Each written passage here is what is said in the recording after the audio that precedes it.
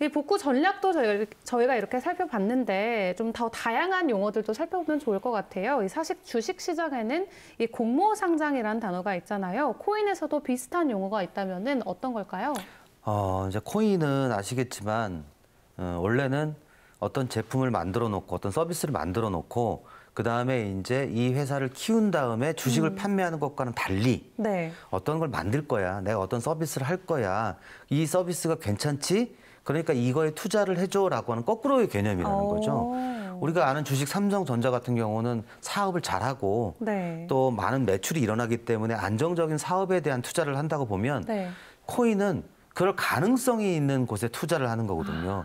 근데 어떻게 가능성을 보고 알지? 라고 생각을 해야 되잖아요. 네. 왜냐하면 실체가 없는 경우가 굉장히 많다는 그쵸. 거죠. 그래서 디지털 화폐라고 하는 거는 저걸 어디다 쓰일까? 실제로 안 쓰이는데 어떻게 거래가 되지라고 하는 의미를 되게 갖는 거죠. 그럴 네. 때 우리가 살펴봐야 되는 게 백서라는 겁니다. 오. 백서라고 하는 건 화이트 페이퍼라고 하는 건데 네. 우리나라 말로 따지면 보고서란 뜻이에요. 보고서란 뜻인데 우리가 이제 어떤 일을 할 때 자, 이런 걸 한번 해보겠습니다라고 해서 기한서를 올리잖아요. 회사에서.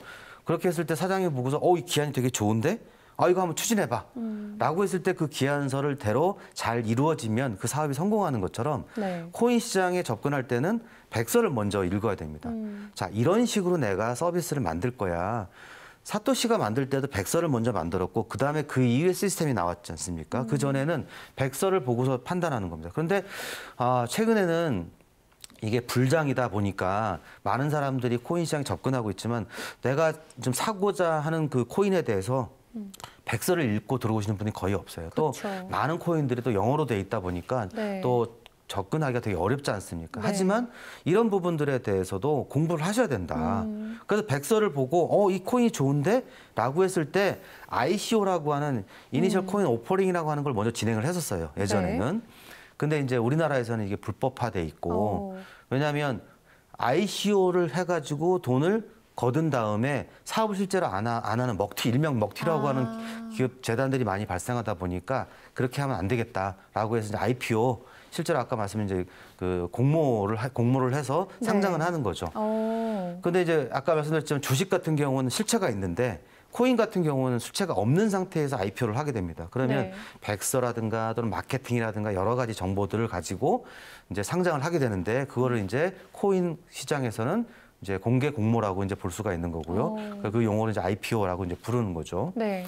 그래서 이제 이 ICO를 통해서 실제로 코인에 대한 미래를 보고 투자를 했다면 어느 정도 서비스를 하거나 또는 벤치마킹 데이터 또는 여러 가지 마케팅 정보를 보고 IPO를 하게 되고 그 IPO를 통해서 이제 실제 시장에 올라오게 되면 주식 거래를 하는 그런 형태가 이제 일반화돼 있는데 ICO는 이제 지금 우리나라에서는 불법이기 때문에 네. 바로 IPO가 되는데 IPO도 이제 까다로워졌죠, 많이. 주식 그 거래소를 많이 이제 점검하면서 네. 주식 거래소들이 그 많이 이제 그 코인에 대한 역량이라든가 미래 비전을 보기 때문에 네. 아무 코인이나 상장해주지 않습니다. 그래서 코인들이 상장됐을 때는 어느 정도 좀 미래 가능성이 있다. 이렇게 보시면 될 것 같고요. 네. 하지만 꼭 백서는 한 번 정도 읽어보셔라. 네. 이렇게 권장해드리고 싶습니다. 사실 ICO가 현재 국내에서